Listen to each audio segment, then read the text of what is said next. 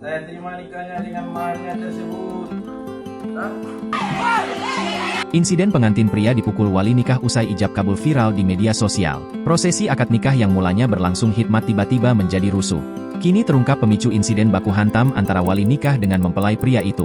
Kabarnya, wali nikah merupakan kakak kandung dari mempelai wanita.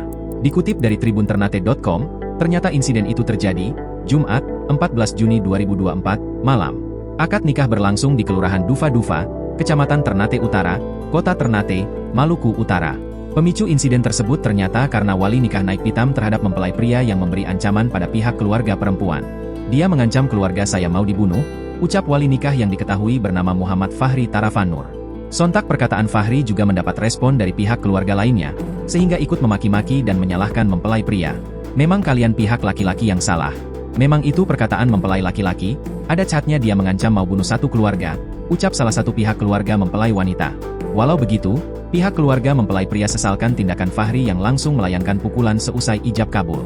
Di mana mereka mengaku seperti tidak dihargai selaku pihak keluarga mempelai pria. Kami sudah datang jauh-jauh tapi kenapa jadi seperti ini? Ucap salah satu pihak keluarga laki-laki. Meski pemicu kejadian tersebut telah terungkap, namun hingga kini belum diketahui bagaimana kelanjutan dari insiden ini. Sosok mempelai pria maupun mempelai wanita juga belum diketahui. Penyebab mempelai pria mengancam akan membunuh keluarga mempelai wanita sampai berita ini tayang juga belum diketahui. Mudah-mudahan hukum agama di Islam itu tetap berlaku dalam pemilih.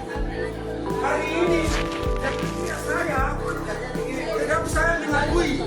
Download Tribun X sekarang, menghadirkan lokal menjadi Indonesia.